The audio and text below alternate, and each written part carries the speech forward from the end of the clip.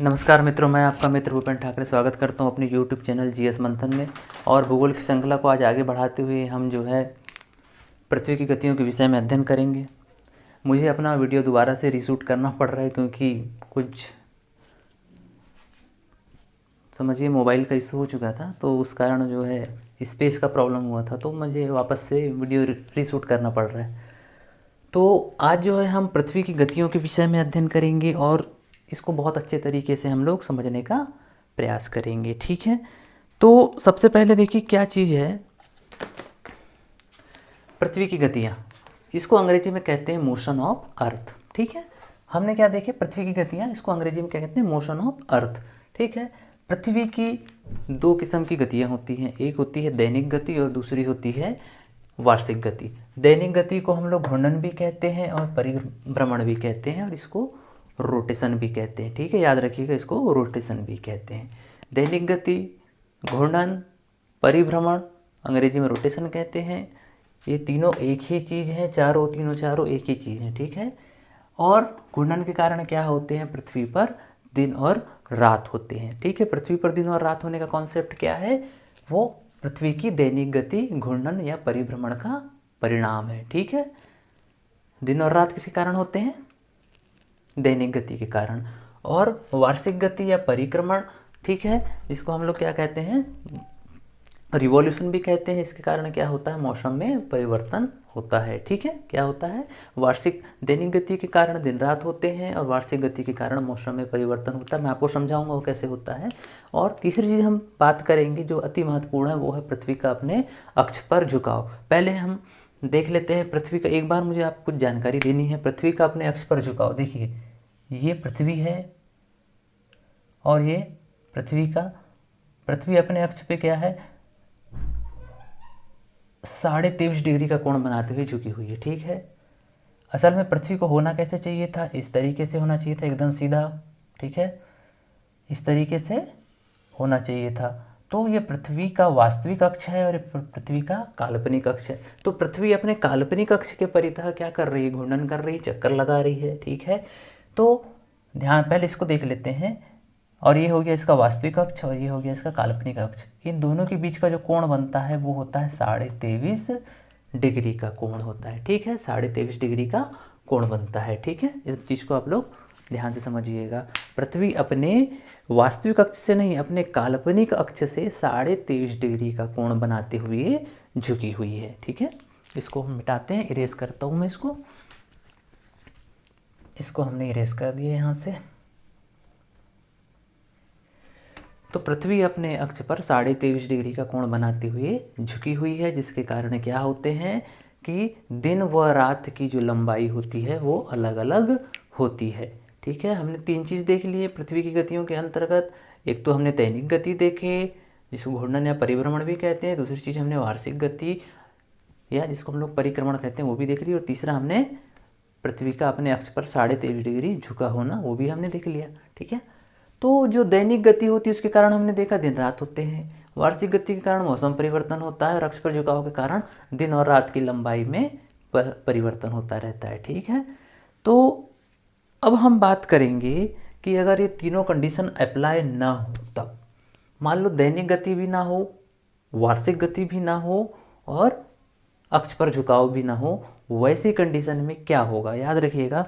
सबसे पहले हम लोग समझते हैं, आपको मैं जानकारी दे दूं कि घूर्णन क्या होता है। जब कोई मान लो ये पृथ्वी है, पृथ्वी जब अपने अक्ष पे क्या कर रही है, घूम रही है। ठीक है, क्या कर रही है, घूम रही है।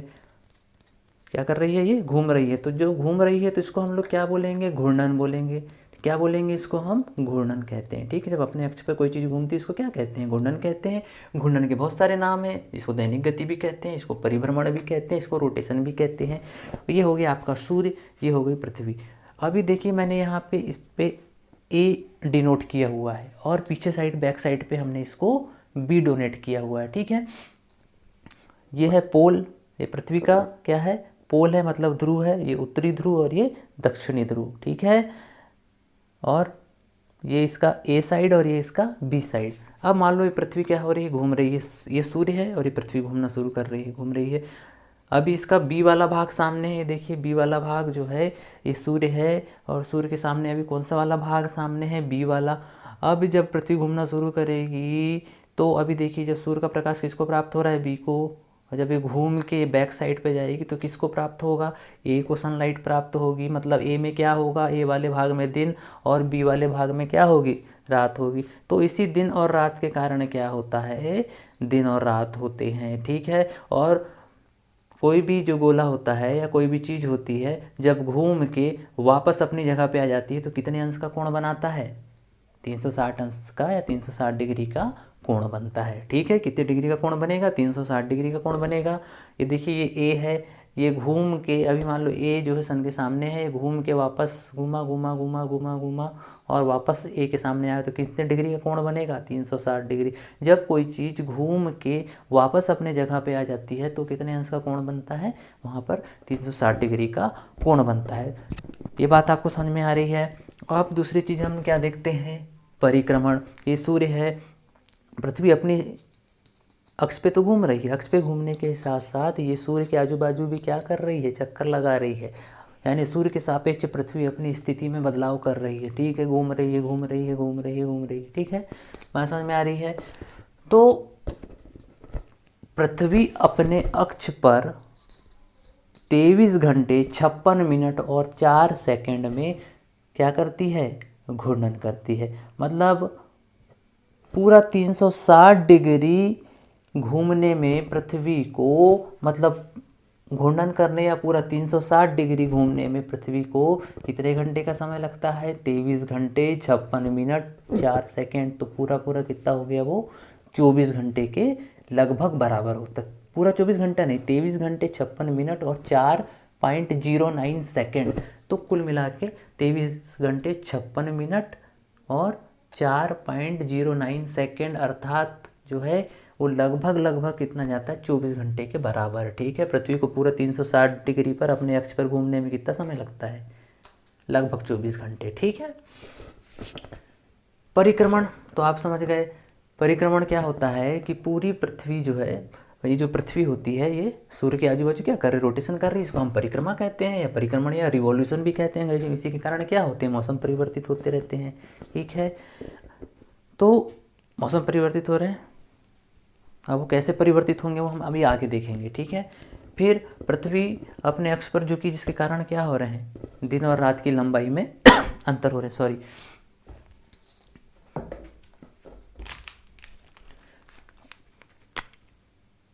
ये जो दैनिक गति है या घूर्णन अगर ना हो तो ऐसी कंडीशन में क्या होगा, एक चीज़ आप ध्यान रखिए। ये तो अभी हम बात कर रहे थे जब तीनों कंडीशन फुलफिल हो रही हैं तो क्या हो रहा है, जब तीनों कंडीशन नहीं होंगी वैसी स्थिति में क्या होगा, ठीक है।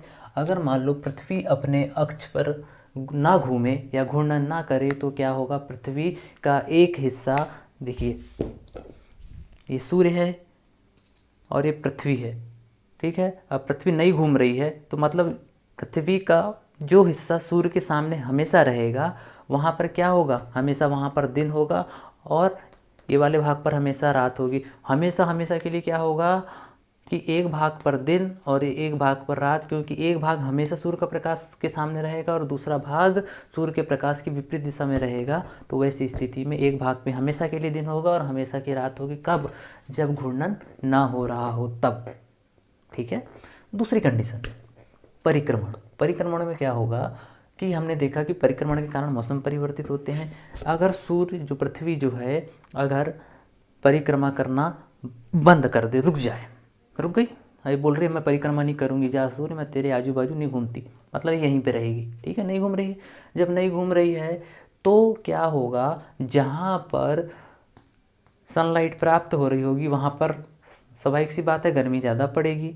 ये वाला हिस्सा ज़्यादा गर्मी प्राप्त कर रहा है तो हमेशा यहाँ पर क्या होगा, हमेशा यहाँ पे गर्मी होगी और जो दूसरा हिस्सा क्या हो जाएगा, हमेशा हमेशा के लिए वहाँ सर्दी रहेगी, ठीक है। मतलब एक स्थान हमेशा के लिए गर्म और दूसरा हिस्सा हमेशा के लिए ठंडा रहेगा, ठीक है। तो मौसम बदलेगा ही नहीं। तीसरी कंडीशन, अगर पृथ्वी अपने अक्ष पे ना झुके तो क्या होगा, पृथ्वी अपने अक्ष पे ना झुके तो क्या होगा, वैसी स्थिति में पृथ्वी अगर एकदम सीधी है, चूँकि पृथ्वी हल्की सी टिल्ट है, तिरछी है, लेकिन अभी हम इसके झुकाव को बिल्कुल नगण्य मान लें, बिल्कुल नहीं झुकी हुई है, वो वाली कंडीशन देख रहे हैं, तो क्या होगा कि विषुवत रेखीय जो क्षेत्र होंगे उस पर हमेशा सूर्य की किरण लंबवत पड़ेगी, और जो है ध्रुव वाले क्षेत्रों पर सूर्य की किरण तिरछी पड़ेगी, है ना, बात समझ में आ रही है। और जो दूसरा वाला हिस्सा है वो हमेशा क्या होगा, सूर्य के प्रकाश से महरूम रह जाएगा। ठीक है, महरूम थोड़ा स्पेशल शब्द बोल रहा हूँ, चलिए ठीक, बोल लेना चाहिए कभी कभी। हमने अब तीनों कंडीशन देख ली, ठीक है, हमने इनकी परिभाषा भी देख ली। घूर्णन क्या होता है, जब पृथ्वी अपने अक्ष पे घूमे तो घूर्णन, जब पृथ्वी सूर्य की परिक्रमा करे तो वो परिक्रमण, पृथ्वी अपने अक्ष पे झुकी हुई है 23.5 डिग्री, मतलब हमने सारी बातों को हमने यहाँ देख लिया। और हमने उस कंडीशन को भी देख लिया कि जब ये तीनों बिल्कुल ना हो, वैसी कंडीशन भी हमने देख ली कि क्या क्या हो सकता है। ठीक है, अब हम यहाँ से आगे बढ़ेंगे और मैं कुछ शब्दावलियों की आपसे चर्चा करूँगा। ठीक है, एक तो विषुव।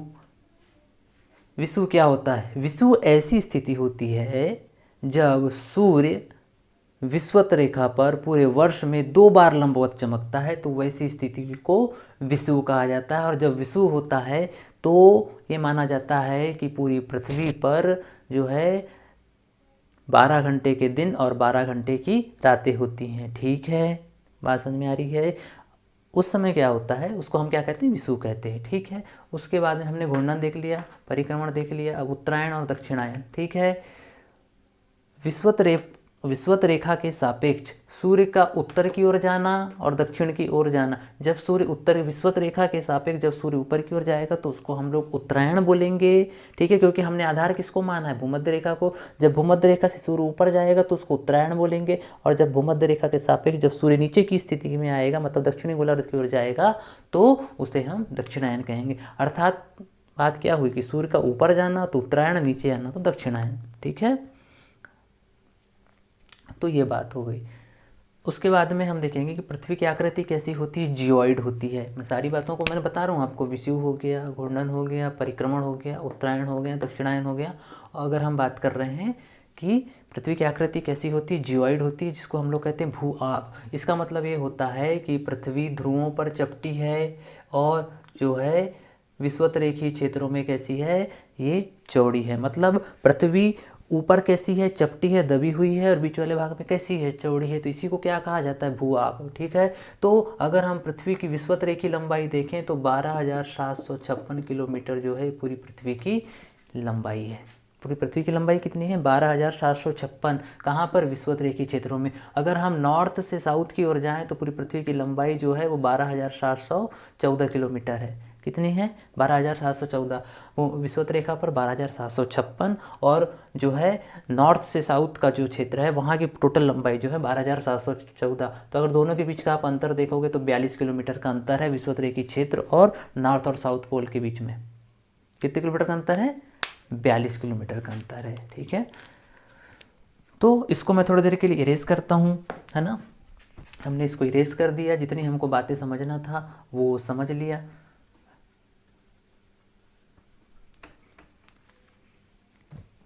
अब यहाँ से हम आगे बढ़ेंगे। शरद विषुव, जिसको हम लोग ऑटम इक्विनॉक्स भी कहते हैं, और वसंत विषुव वर्मल इक्विनॉक्स भी कहते हैं। इसको अब हम देखेंगे पृथ्वी की गतियों के विषय के अंतर्गत। जब हम पढ़ेंगे तो हम देखेंगे हमको 6 प्रकार की कंडीशन देखने को मिलती है। क्योंकि सूर्य जो है, सूर्य के सापेक्ष पृथ्वी अपनी स्थिति में परिवर्तन करती है, मतलब परिक्रमा करती है। तो ऐसे स्थिति में कुल मिला के 6 कंडीशन निर्मित होती हैं, और 6 कंडीशन को हमको देखना है। क्योंकि सूर्य अपने अक्ष पे कितने इससे घूम रहा है, 250 किलोमीटर प्रति। सूर्य भी अपने अक्ष पे क्या कर रहा है, घूर्णन कर रहा है। पृथ्वी भी अपने अक्ष पे घूर्णन कर रही है। ठीक है, सूर्य किसका चक्कर लगाता है, सूर्य अपनी आकाशगंगा के चक्कर लगाता है। और पृथ्वी किसके चक्कर लगाती है, पृथ्वी सूर्य के चक्कर लगाती है। सूर्य अपने अक्ष पे घूमता है और पृथ्वी अपने अक्ष पे घूमती है। ठीक है, सूर्य अपने अक्ष पर 250 किलोमीटर प्रति सेकंड की स्पीड से घूमता है। कितने की स्पीड से, 250 किलोमीटर प्रति सेकंड की स्पीड से घूम रहा होता है। और ये किधर से किधर घूमता है, सूर्य हमेशा जो है क्लॉकवाइज, मतलब घड़ी की सुई की दिशा में घूमता है, मतलब वो पूर्व से पश्चिम की ओर घूम रहा होता है। किधर से किधर घूमता है? पूर्व से पश्चिम। जबकि पृथ्वी इसके ठीक विपरीत दिशा में घूमती है। पृथ्वी किधर से किधर घूमती है? पृथ्वी हमेशा घूमेगी किधर? पृथ्वी हमेशा घूमती है पश्चिम से पूर्व, मतलब एंटी क्लॉकवाइज घूमती है, मतलब घड़ी की सुई की विपरीत दिशा में घूमती है ना। और याद रखिएगा कि जो पृथ्वी होती है वो अपने अक्ष पर 1670 किलोमीटर प्रति घंटे की स्पीड से घूमती है। इस चीज़ को अपने दिमाग में डाल लीजिए, मतलब इतनी ज़्यादा स्पीड होती है पृथ्वी की। पृथ्वी क्या है? एक बहुत बड़ा गोला है, ठीक है। पृथ्वी क्या है? अपने आप में एक बहुत बड़ा गोला है। सूर्य उससे भी बड़ा गोला है। सूर्य का जो व्यास है वो पृथ्वी से 13 लाख गुना बड़ा है। कितना बड़ा है? 13 लाख गुना बड़ा, ठीक है। ये सूर्य और एक किन्नू सी आपकी पृथ्वी, छोटी सी, ठीक है। अब हम 6 कंडीशन को देखेंगे यहाँ पे, ठीक है। पहली कंडीशन हम देखेंगे 21 जून की। पहली कंडीशन क्या है? 21 जून की हम कंडीशन देखते हैं। सूर्य जो है वो अपने स्थान पे ही रहेगा। पृथ्वी सूर्य के सापेक्ष जब परिक्रमा करेगी तो अपनी स्थिति में क्या करेगी? बदलाव करेगी। इसी बदलाव को हमको देखना है। तो पहले हम 21 जून की कंडीशन को देखते हैं, ठीक है। 21 जून को क्या होता है कि ये आपकी पृथ्वी है जो कि 23.5 डिग्री का कोण बनाते हुए झुकी है। और ये 21 जून वह समय होता है जब सूर्य कर्क रेखा पर लंबवत चमकता है। 21 जून को सूर्य कहाँ लंबवत चमकेगा जी? ये कहाँ लंबवत चमकेगा? ये कर्क रेखा पर लंबवत चमकेगा। कर्क रेखा पर जब लंबवत चमकेगा, और आप साथ में झुकाव भी देखिए, किस एरिया को ज़्यादा, मतलब कर्क रेखा पर जो है सूर्य का प्रकाश क्या होगा? लंबवत चमकेगा, ठीक है। कहाँ पर लंबवत चमकेगा? ये कर्क रेखा पर, ठीक है। और साथ ही साथ किस एरिया को प्रकाश प्राप्त होगा? आपके उत्तरी ध्रुव को भी प्रकाश प्राप्त होगा। लेकिन वहीं पे हम कंडीशन देखें नीचे की ओर, तो ये वाला भाग जो है सूर्य के प्रकाश से दूर हो जाता है, मतलब यहाँ पे क्या होगा? ये वाले भाग में अंधेरा होगा। ये नीचे वाले भाग क्या है? अगर उत्तरी ध्रुव को प्रकाश प्राप्त होगा तो दक्षिणी ध्रुव को प्रकाश प्राप्त नहीं होगा, ठीक है। ये कंडीशन 6 महीने तक बनी रहेगी। इसलिए कहा जाता है कि ध्रुवों पे 6 महीने के दिन और 6 महीने की रातें होती हैं। उसको हम यहाँ पे अभी समझेंगे, ठीक है। पहले हम 21 जून की स्थिति देखते हैं कि 21 जून को जब कर्क रेखा पर सूर्य लंबवत चमकता है, मतलब भूमध्य रेखा से 23.5 डिग्री उत्तरी अक्षांश, मतलब कर्क रेखा पर सूर्य लंबवत चमकता है, ठीक है। उसको हम लोग क्या कहते हैं? 21 जून की कंडीशन हो गई जब सूर्य कर्क रेखा पर लंबवत चमक रहा है, ठीक है। इसको हम क्या कहते हैं? कर्क संक्रांति कहते हैं। क्यों कर्क संक्रांति कहते हैं? 21 जून वह दिन होता है जब कर्क रेखा पर सूर्य क्या होता है? लंबवत चमकता है, ठीक। सूर्य की अधिकतम लंबवत चमकने की जो सीमा है वो 23.5 अंश उत्तरी अक्षांश अर्थात कर्क रेखा पर होती है। वो 24 डिग्री तक भी नहीं जा पाता, वो मतलब 23 अक्षांश और 24 अक्षांश, मतलब वो 23 से थोड़ा ऊपर और 24 से थोड़ा नीचे। इसलिए क्या मान लिया गया कि सूर्य के अधिकतम लंबवत चमकने की जो सीमा है वो 23.5 उत्तरी अक्षांश है। इसलिए कर्क रेखा पर 21 जून को सूर्य लंबवत चमकता है 23.5 डिग्री पर, ठीक है। इसके बाद सूर्य कभी भी जो है लंबवत इससे ऊपर नहीं चमकता है। इससे ऊपर के अक्षांशों पर सूर्य कभी भी लंबवत नहीं चमकता है, ठीक है। 21 जून को इसलिए क्या कहा जाता है? कर्क संक्रांति, क्योंकि 21 जून को कहाँ सूर्य लंबवत चमक रहा है? कर्क रेखा पर। और कर्क रेखा के साथ साथ जो है उत्तरी गोलार्ध को भी क्या है? प्रकाश प्राप्त होगा, मतलब उत्तरी ध्रुव को भी क्या होगा? प्रकाश प्राप्त होगा, ठीक है। तो और पृथ्वी क्या कर रही है? घूम भी रही है, ठीक है। पृथ्वी क्या कर रही है? घूम रही है। अब जैसे मैं आपको समझाता हूँ, ये हो गई कंडीशन कब की? 21 जून की कंडीशन। याद रखिए 21 जून की कंडीशन है, ठीक है। सूर्य का प्रकाश मिल रहा है, पृथ्वी घूम रही है। अब ये वाला हिस्सा देखिए, जब सामने प्रकाश आ रहा है तो इस पर तो प्रकाश पड़ेगा, लेकिन बीच इधर वाले पोर्शन पे क्या होगा? रात होगी, फिर ये घूमेगा तो ये वाला सामने आएगा। लेकिन ये वाले हिस्से पर हमेशा प्रकाश प्राप्त होगा, तो ये हमेशा जो है लाइट प्राप्त करेगा। मतलब ध्रुवों पर क्या होगा? हमेशा क्या रहेगा? दिन रहेगा। ध्रुवों पर हमेशा दिन होगा। लेकिन जब ध्रुव से नीचे वाले अक्षांशों की ओर बढ़ेंगे तो वहाँ पर दिन और रात दोनों वाली कंडीशन बनेंगी, ठीक है। बात समझ में आ रही नहीं आ रही है? तो इसको मैं थोड़ी देर के लिए यहाँ रखता हूँ। ठीक है, तो 21 जून को कर्क रेखा पर जो है सूर्य लंबवत चमकेगा, साथ ही उत्तरी ध्रुव को भी प्रकाश प्राप्त होगा, उत्तरी पोल को भी प्रकाश प्राप्त होगा। ठीक है, उसके बाद में क्या होगा कि यहाँ पर 14 घंटे के दिन होंगे और 10 घंटे की रातें होंगी। मतलब कर्क रेखा वाले क्षेत्रों में इस दिन क्या होगा कि 14 घंटे के दिन और 10 घंटे की रातें होंगी। कब? 21 जून की कंडीशन में। ठीक है, उसके बाद 21 जून के बाद की कंडीशन ये हो जाएगी कि जो 21 जून के बाद हम सेकंड कंडीशन देखते हैं 4 जुलाई की। ठीक है, 4 जुलाई की कंडीशन वह कंडीशन होती है जब पृथ्वी सूर्य से अधिकतम दूरी पर होती है। ठीक है, सूर्य से पृथ्वी की जो औसतन दूरी है वो 14,95,97,900 किलोमीटर अर्थात 15 करोड़ किलोमीटर के आसपास होता है। लेकिन इस दिन क्या होता है कि सूर्य से पृथ्वी की दूरी अधिकतम हो जाती है और ये दूरी पहुंच जाती है 15.21 करोड़ किलोमीटर। ठीक है, 15 करोड़ 21 लाख किलोमीटर। ठीक है, जिसको 15.21 करोड़ किलोमीटर या 152.1 मिलियन भी कहा जाता है। ठीक है, मतलब इतनी ज़्यादा दूरी बढ़ जाती है इस दिन। ठीक है, उसकी औसत दूरी से ज़्यादा दूरी बढ़ जाती है। किस दिन?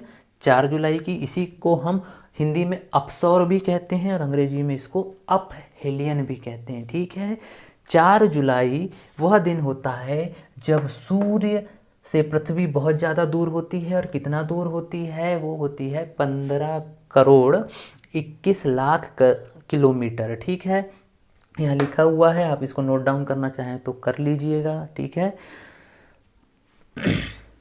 और यार एक चीज़ और यहाँ पे ध्यान दीजिएगा, 21 जून के बाद जो सूर्य क्या होगा, दक्षिणायन होना शुरू होगा, मतलब दक्षिण की ओर धीरे धीरे खसकेगा। ठीक है, कहाँ खसकेगा? अब वो धीरे धीरे करके दक्षिण की ओर आना शुरू होगा। कौन? सूर्य। क्योंकि 21 जून को कहाँ लंबवत चमक रहा था एकदम, वो कर्क रेखा पर। अब वो कर्क रेखा से नीचे की ओर आएगा, मतलब वो क्या होगा, नीचे जाना मतलब दक्षिणायन होना। और ऊपर अगर जाएगा तो क्या होगा, वो ऊपर नीचे हमेशा किसके सापेक्ष होगा? विषुवत रेखा के सापेक्ष। ठीक है, विषुवत रेखा से ऊपर जाएगा 23.5 डिग्री और विषुवत रेखा से फिर विषुवत रेखा पे वापस आएगा और विषुवत रेखा से फिर वापस नीचे 23.5 डिग्री मकर रेखा पर लंबवत चमकेगा और फिर वापस कहाँ आएगा? भूमध्य रेखा पर। ठीक है, इस चीज़ को हमेशा ध्यान रखिएगा। तो 4 जुलाई के दिन आपने देख लिया कि 4 जुलाई वह दिन होता है जब सूर्य से पृथ्वी की दूरी अधिकतम होती है। और ये दूरी कितनी होती है? 15 करोड़ 21 लाख किलोमीटर, जो इसको हम लोग बोलते हैं 15.21 करोड़ किलोमीटर भी लिख सकते हो, या 152.1 मिलियन भी आप इसको लिख सकते हो। ठीक है, फिर वहाँ से पहली कंडीशन हमने 21 जून की देखी, दूसरी कंडीशन हम 4 जुलाई की देख रहे हैं। उसके बाद में हम देखेंगे अब कौन सी कंडीशन? 23 सितंबर की कंडीशन। ठीक है, तो 23 सितंबर की कंडीशन में क्या होता है कि 23 सितंबर की कंडीशन पे जो है सूर्य कहाँ पे लंबवत चमकता है? सूर्य दिख रहा है आपको, ये बीच वाली रेखा भूमध्य रेखा पर सूर्य की किरण कहाँ पड़ रही है? एकदम सीधी पड़ रही है। कहाँ पर? भूमध्य रेखा पर। यहाँ पर सूर्य कहाँ था? कर्क रेखा पे। अब कहाँ वापस आ गया ये? 23 सितंबर को भूमध्य रेखा पर आ गया। मतलब भूमध्य रेखा पर अब क्या होगी? सूर्य की किरण लंबवत पड़ेगी। और जब लंबवत पड़ेगी तो अब देखेंगे कि जो पृथ्वी का जो उत्तरी ध्रुव वाला हिस्सा है वो सनलाइट से यानी सूर्य के प्रकाश से दूर हो जा रहा है, और जो दक्षिणी ध्रुव वाला हिस्सा है वो सूर्य के सामने आ जा रहा है। तो अब किसको प्रकाश प्राप्त होगा? दक्षिणी ध्रुव को प्रकाश प्राप्त होगा और उत्तरी ध्रुव प्रकाश से महरूम रह जाएगा, उसको प्रकाश प्राप्त नहीं होगा। अब 23 सितंबर वाली कंडीशन है, विषुवत रेखा पर सूर्य लंबवत चमक रहा है। ठीक है, तो जब विषुवत रेखा पर लंबवत चमकेगा तो ऐसा माना जाता है कि जब जब भी सूर्य विषुवत रेखा पर लंबवत चमकता, मतलब दो कंडीशन है कि 21 मार्च की और एक 23 सितंबर की। ठीक है, जब अभी हम फिलहाल देख रहे हैं किसकी? 23 सितंबर की कंडीशन। तो जब 23 सितंबर पर विषुवत रेखा पर जब सूर्य लंबवत चमकेगा तो विषुवत रेखी क्षेत्रों पर 12 घंटे के दिन और 12 घंटे की रातें होंगी। लेकिन विषुवत रेखा को आधार माना जाता है, इसलिए विषुवत रेखा को आधार मानकर ये माना जाता है कि विषुवत रेखा से ऊपर के अक्षांश और विषुवत रेखा से नीचे के जितने भी अक्षांश होते हैं उन पर, उनके आधे आधे भागों पर सूर्य का प्रकाश प्राप्त होता है। इसलिए 12 घंटे के दिन और 12 घंटे की रातें पूरी पृथ्वी पर होती हैं, ऐसा माना जाता है। ठीक है, कितने घंटे के दिन? 12 घंटे के दिन और 12 घंटे की रातें होती हैं। ठीक है, और जब विषुवत रेखा पर जब लंबवत चमकेगा सूर्य, तो वैसी कंडीशन में क्या होगा, ना तो पूरी पृथ्वी पर बहुत ज़्यादा सर्दी होगी और ना बहुत ज़्यादा गर्मी पड़ेगी। तो 23 सितंबर के दिन क्या होता है कि उत्तरी गोलार्ध में जो है वो शरद ऋतु होती है और दक्षिणी गोलार्ध में बसंत ऋतु होती है। ठीक है, ना तो ज़्यादा सर्दी होती है ना तो ज़्यादा गर्मी होती है। ठीक है, ये 23 सितंबर की कंडीशन है। अब 23 सितंबर से हम आगे बढ़ते हैं। जब हम 23 सितंबर से आगे बढ़ेंगे तो हमको कंडीशन मिलेगी 22 दिसंबर की, मतलब कंडीशन नंबर 4। 21 जून पहली कंडीशन, दूसरी कंडीशन 4 जुलाई, तीसरी कंडीशन 23 सितंबर। यहाँ से आगे बढ़े तो अब कौन सी कंडीशन हमको मिल जाएगी, ठीक है, वो 22 दिसंबर को। और एक चीज़ याद रखना कि 23 सितंबर को ही जो है क्या कहा जाता है, शरद विषुव भी कहा जाता है। क्या कहा जाता है इसको, शरद विषुव भी कहा जाता है। क्यों, क्योंकि इस समय क्या होगा, ना तो ज़्यादा सर्दी पड़ेगी ना गर्मी पड़ेगी, मतलब जो उत्तरी पोल है या उत्तरी ध्रुव है वहाँ पर शरद ऋतु होगी और दक्षिणी ध्रुव होगी वहाँ पर बसंत ऋतु होगी। ठीक है, इसलिए इसको शरद विषुव भी कहा जाता है। ठीक है, फिर यहाँ से हम कंडीशन देखते हैं 22 दिसंबर की। 22 दिसंबर को आप देखोगे कि सूर्य कहाँ लंबवत चमकेगा, मकर रेखा पर। पृथ्वी ऐसी कंडीशन में आ जाती है यहाँ पे कि उसका मकर रेखा वाला जो क्षेत्र होता है वहाँ पर सूर्य लंबवत चमकने लगता है। 21 जून को कर्क रेखा पर लंबवत और 22 दिसंबर को कहाँ लंबवत चमकेगा, वो कहाँ लंबवत चमकेगा, मकर रेखा पर लंबवत चमकेगा। और मकर रेखा पर लंबवत चमक रहा है, इसका मतलब उसके दक्षिणी ध्रुव को भी प्रकाश प्राप्त हो रहा है। ये बात समझ में आ रही है। और जब यहाँ पर मकर रेखा पर सूर्य जब लंबवत चमकेगा तो यहाँ पर वही कंडीशन होगी जो 21 जून को हो रही थी, मतलब 14 घंटे के दिन और 10 घंटे की रातें होंगी। ठीक है, देखो 14 घंटे के दिन और 10 घंटे की रातें होंगी। और इसको हम लोग क्या बोलेंगे, मकर संक्रांति। क्यों मकर संक्रांति बोलेंगे, क्योंकि सूर्य का प्रकाश कहाँ लंबवत चमक रहा है, वो कहाँ चमक रहा है, वो मकर रेखा पर लंबवत चमक रहा है, इसलिए उसको मकर संक्रांति कहेंगे। इसलिए हमारे यहाँ 14 जनवरी जो होती है, 14 जनवरी को हम मकर संक्रांति मनाते हैं। और मकर संक्रांति के बाद से ही जो है वो सूर्य क्या होने लगता है, उत्तरायण होगा। अब यहाँ से सूर्य वापस कहाँ जाएगा, ऊपर की ओर जाना शुरू होगा। ठीक है, उसके बाद में 22 दिसंबर की कंडीशन के बाद हम लोग देखेंगे कि 22 दिसंबर को क्या होता है कि कौन सा हिस्सा जो है वो सूर्य का प्रकाश ज़्यादा प्राप्त कर रहा है। कहाँ पर सूर्य की किरण लंबवत पड़ रही है, वो कर्क रेखा पर। और साथ ही साथ किसको प्रकाश प्राप्त हो रहा है, दक्षिणी गोलार्ध को। तो ऐसी स्थिति में जो है उत्तरी गोलार्ध पे क्या होगा, उत्तरी गोलार्ध में कौन सी ऋतु होगी, ठंडी, क्योंकि ये क्या है सूर्य के प्रकाश से दूर है तो ये ठंडा होगा।